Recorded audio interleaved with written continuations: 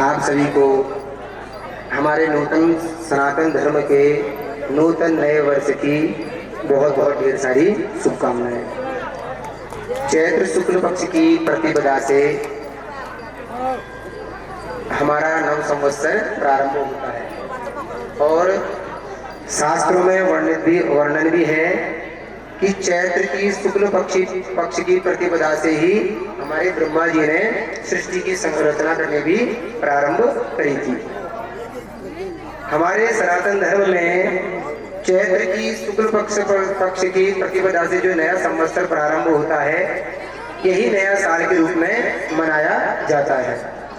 और जो 30 दिसंबर को 31 दिसंबर को पूर्ण होता है, वो आधुनिक अंग्रेजों के बनाए हुए जो नियम है उसके अनुसार वो पूर्ण होता है।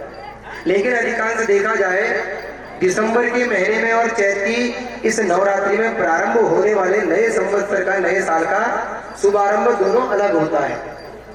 वहां नए साल में जब 31 दिसंबर कंप्लीट होता है, 1 जनवरी आता है, लोग खा पी के इधर उधर ढोए रहते हैं।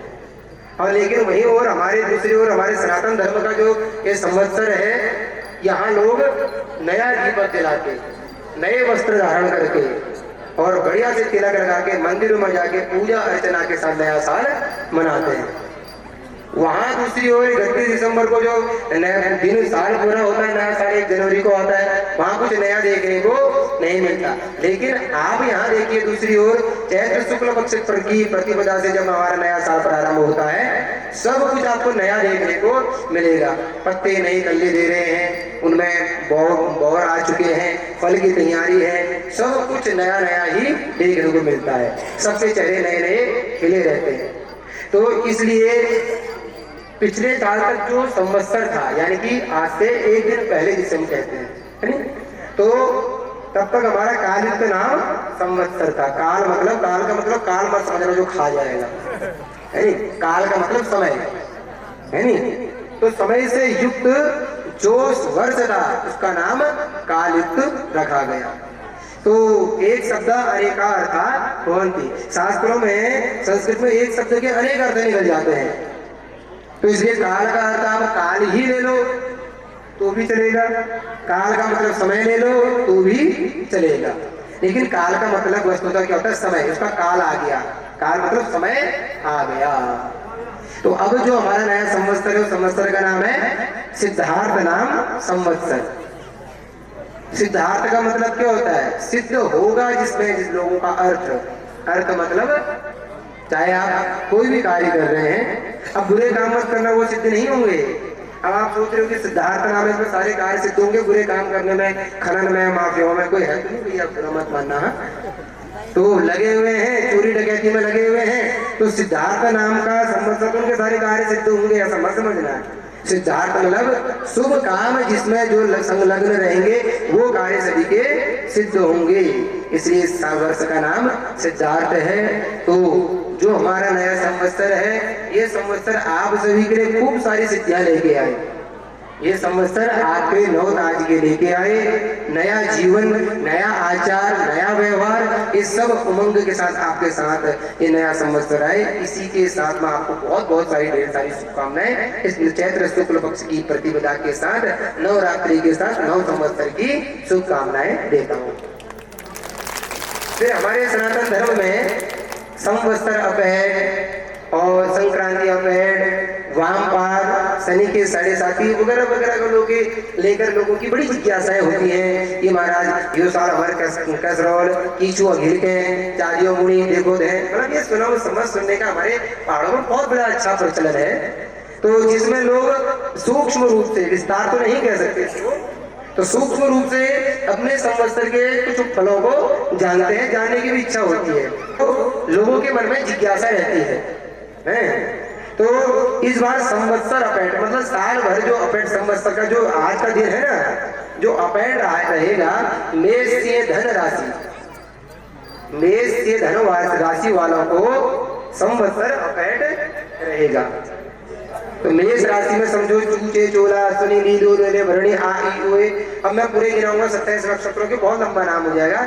मेष राशि ऐसे समझो, चौ से जिसका नाम आता है, लौ से जिसका नाम आता है। सबको अपनी राशि तो पता ही होगी। तो मेष राशि, मेष के धन राशि वालों को संवत्सर अपेट रहेगा।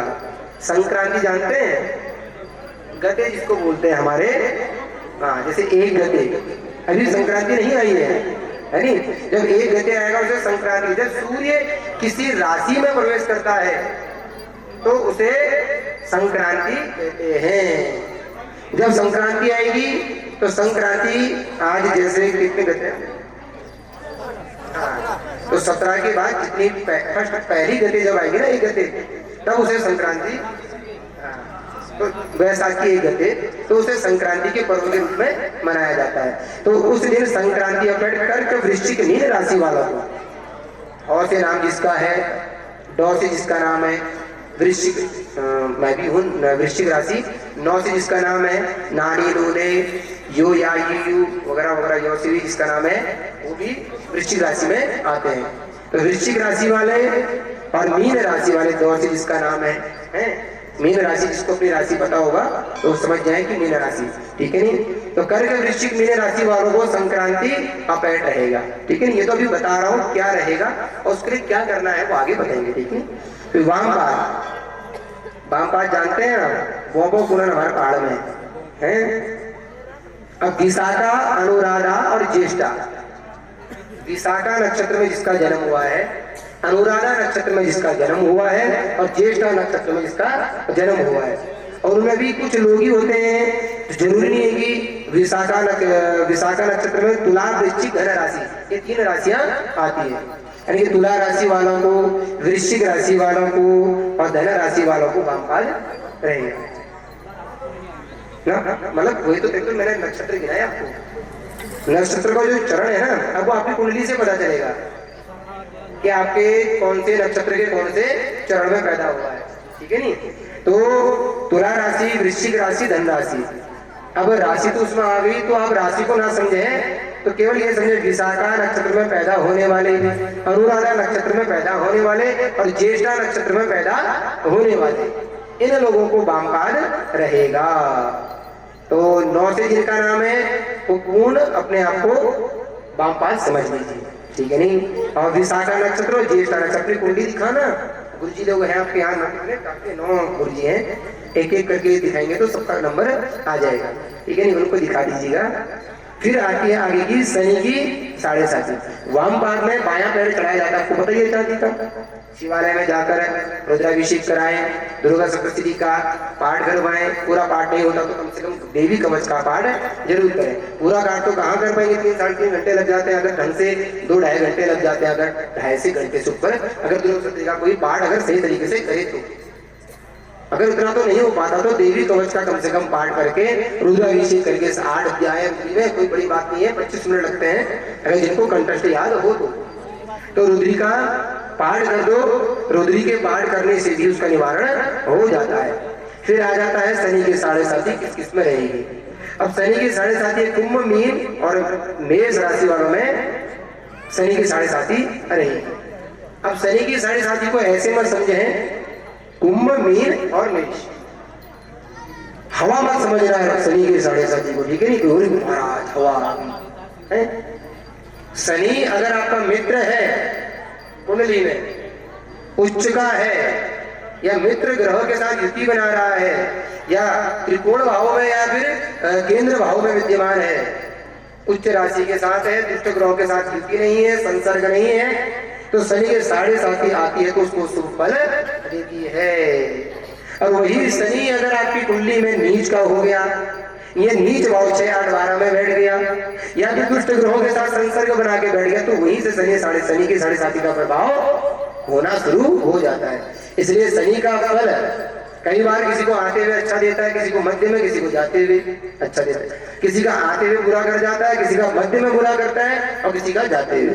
तो ये सब कुंडली में डिपेंड होता है। शनि के 7.5 को अभी सुन के आप एकदम हवा नहीं बनाना है, डरना नहीं है, सब कुंडली पे निर्भर होता है। गुरुजी लोग बैठे हैं, उनको कुंडली दिखाएं तो उससे भी आपको अनुभव हो जाएगा कि मित्र ग्रह का है या फिर शत्रु ग्रह का है। ये हो गया क्लियर? हाँ, तो शनि की साढ़े साथी जिस पे है, कई बार ऐसा भी होता है कि शनि साढ़े साथी जिसकी निकलती बहुत वाह वाह कर जाती है, पर सब सिचुएशन पे है कि आपका शनि कुंडली में कहाँ विद्यमान है।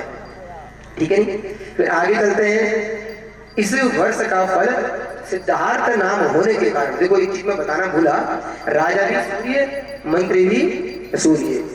सूर्य क्या है? हमारी धरती का केंद्र है नहीं? सूर्य से ही दिन रात का आभास होता है, ये कभी अस्त नहीं होते। सूर्य कभी अस्त होता है? कितने लोग मानते हैं कि सूर्य अस्त होता है? बताओ। सूर्य कभी अस्त नहीं होता, वो हमें लगता है पृथ्वी के अपोजिट होने में। ठीक है नहीं? तो इसलिए यहाँ अस्त है तो कहीं वो उदय भी है, इसलिए सूर्य अस्त होगा तो संसार की गति ही रुक जाएगी। इसलिए पृथ्वी के और सूर्य की विपरीत दिशा में होने के कारण, छाया आने के कारण हमें लग जाता है कि सूर्य अस्त हो गया, मतलब सूर्य अस्त नहीं होता। तो इसलिए इस बार के राजा कौन है? सूर्य, संवत्सर के, और मंत्री भी सूर्य। चित भी मेरी, पढ़ भी मेरी, सब शासन बढ़िया चलेगा कहने का मतलब है, राजा हमारे और बढ़िया बहुमत से जीतेंगे। आपको किसकी है इस बार सरकार? पार्टी से मुझे मतलब नहीं है, जिसकी भी हो वोट देने चले जाते हैं। हाँ, तो जिसकी भी हो मतलब सरकार ठीक ठाक करेगी और चलनी भी चाहिए। सनातन धर्म की ध्वजा पताका लहर आ रही है जगह जगह, है नहीं? अब कोई भी हो, भगवान सबका भला करे। तो इस बार अन्न, धन, अनाज में, फलों में किसी भी प्रकार की कोई गिरावटें नहीं आएगी, मतलब अच्छा ही रिजल्ट देखने को मिलेगा, आपके कार्य सिद्ध होंगे। ठीक है नहीं? धरती में खुशहाली आएगी, लेकिन थोड़ा थोड़ा आपस में मतभेद, भेद, मनमुटाव, ये चीजें बनेगा। क्यों बनेगा? वो तो स्वाभाविक है, विपक्ष पार्टी वाले होंगे तो तनाव तो आना ही आना है, हर जगह होता है ऐसा, चाहे भागवत में हो। अभी यहाँ भी यही, यहाँ भी आपस में कई लोगों के मत अलग अलग होंगे, उस कारण भी कईयों में भी खींचातानी रहती है। तो प्रकृति का नियम है, एक दूसरे को खींचना, उसको कोई काट नहीं सकता, तो कोई बड़ी बात नहीं है। तो अब ये बात होगी आपको, तो सबकी राशि का संक्रांति पे और संवत्सर पे, वामपाल, शनि के साढ़े साथी वर्ष फल आपको पता चल गया।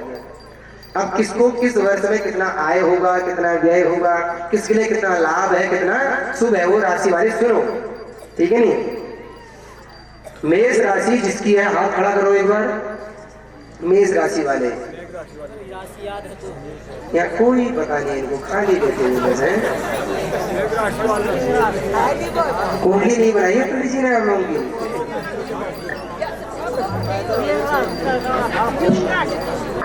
मेष राशि वाले हैं, अभी पूछा जाए महाराज व्हाट्सएप में कैसे क्या क्या होता है, फेसबुक में क्या क्या होता है, महाराज तुरंत नहीं मार पूछिए, हमको पूछिए, हम बताएंगे हैं। और अपनी राशि के बारे में व्हाट्स योर राशि बताइए। क्या आपकी राशि? नाम नहीं पूछ रहा हूँ, राशि बताइए।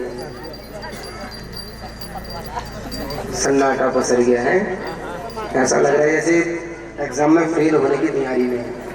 चलो कोई बात नहीं, अपने जब आपको अपनी राशि पता नहीं है तो फिर सुन के भी क्या करोगे आप? शर्मारे हैं? अच्छा, कौन कौन शर्मारे हो? हाथ खड़ा करो एक बार। ये हमारा हाथ खड़ा कर रही है, मैं शर्मारी। अच्छा, आएगी कन्या राशि। तो सुनो, मेष राशि जिनकी है उनको 2 आय है और 4 व्यय है। परिणाम क्या होगा? उनको लाभ प्राप्त होगा। अब आप कहोगे महाराज 2 आय है, 2 रुपया, फॉर एग्जाम्पल आपको 2 रुपया कमा रहे हो और 4 निकल रहा है, 14 निकल रहा है, तो मतलब ये समझो कि अच्छी चीजों में आपका वो पैसा जाएगा, समझ रहे ना? तो इसलिए उसका फल आपको लाभ मिलेगा। वृष राशि वाले, कौन कौन है वृष राशि वाले? हाँ, वृष राशि वाले बढ़िया जो हाथ खड़ा कर रहे हैं, उनको 11 आय है, 5 व्यय है, लाभ है, यानी कि आपको फायदा होगा अच्छी चीजों में। SIP में लगाओ, शेयर मार्केट में लगाओ पैसा, है नहीं? ये भी बता देता हूँ कहाँ पैसा लगाना है, क्या क्या करना है, तो भी बता दूंगा मैं आपको। ठीक है नहीं? कुंडली ले आना, बता देंगे सब। मिथुन राशि वाले हाथ खड़ा करो। मिथुन का कौन कौन है? हाँ, मिथुन राशि वाले 14 आए, 2 व्यय, अच्छा लाभ है। अब कर्क राशि किसने बोली है? ओ माँ, कर्क राशि, कन्या गिना चलो कर्क आएगा। कर्क राशि वालों को 8 आय है और 2 व्यय है, परिणाम दुख है, कष्ट है। ठीक है नहीं? अब इसका ये समझो कि महाराज आय तो मुझे फायदा तो ज्यादा हो रहा है, लेकिन 2 कष्ट, लेकिन 2 कष्ट है ना, 2% वो आपको दुख में अन्य चीजों में व्यतीत होगा, यानी कि थोड़ा सा कष्ट देगा। धन आना बड़ी बात नहीं है, धन का सही जगह जाना, सही जगह रखना, ये बड़ी बात होती है। ठीक है नहीं? सिंह राशि वाले कौन कौन है? शेर कौन कौन है यहाँ? यही है शेर महाराज, देखो ये तो सिंह राशि वालों को 11 आए और 11 व्यय, सबसे बेस्ट है, विजय प्राप्त होगी हर काम में। भला हो महाराज आपका है, आप यजमान बने हो ना मुख्य, आप देखो चमत्कार महाराज। कन्या राशि वाले अमा आप ही कहते कन्या राशि, आपको भी 14 आए 2 व्यय है, लाभ है।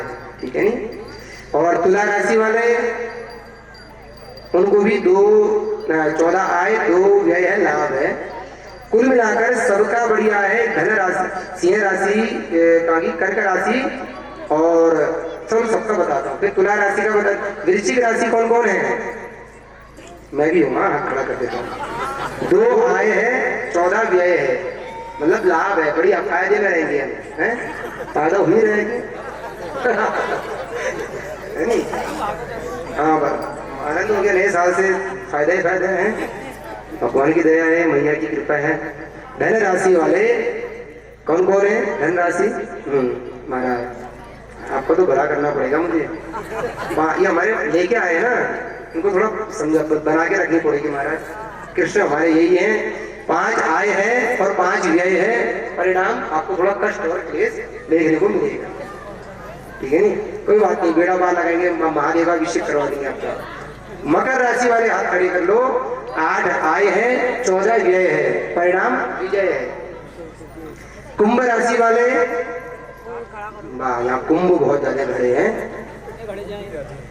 घड़े हैं सब कुंभ वाले, तो 8 आय है और 14 व्यय है, परिणाम विजय है। सिंह राशि के बाद यही ढोल बजा रहे हैं, बढ़िया है। और मीन राशि वाले हाथ खड़े करो, लास्ट में जा रहे हैं हम। हाँ, मीन राशि वालों को 5 आए 5 व्यय, तो परिणाम आपको कष्ट है। सर्वे भवन्तु सुखिनः, सर्वे सन्तु निरामया, सर्वे भद्राणि पश्यन्तु मा कश्चित् दुःखभाग् भवेत्। सभी को बढ़िया होगा, सभी को आनंद होगा, है नहीं? पर कब? जब भगवान की शरण में हो। वाम पाद वाले हो, संक्रांति अपेट वाले हो, या फिर संवत्सर अपेट वाले हो, शनि के 7.5 वाले हो, कोई भी हो, जाओ भोले बाबा की शरण में। चाहे आप विष्णु द्रोही क्यों ना हो, तो भी वो आपको गले लगा लेंगे महाराज। तो भगवान भोलेनाथ की शरण में जाओ, जल चढ़ाओ, भगवान तो आशुतोष है, क्षण भर में प्रसन्न भी हो जाते हैं, क्षण भर में गड़बड़ भी कर देते हैं। तो इसलिए सबका भला होगा, अच्छा होगा, इस संवत्सर में कुछ गलत नहीं होगा। बस बाकी उतार चढ़ाओ तो जिंदगी का एक हिस्सा है। आज दिन है, अभी दिन है तो थोड़ी देर में रात है, तो रात है तो दिन भी है, सुख है तो दुख भी है, दुख है तो सुख भी है। तो इसलिए बोलो बाकी बिहारी लाल की, कृष्ण कन्हैया लाल की, जगदम्बे मैया की, नमः पार्वती पते हर हर।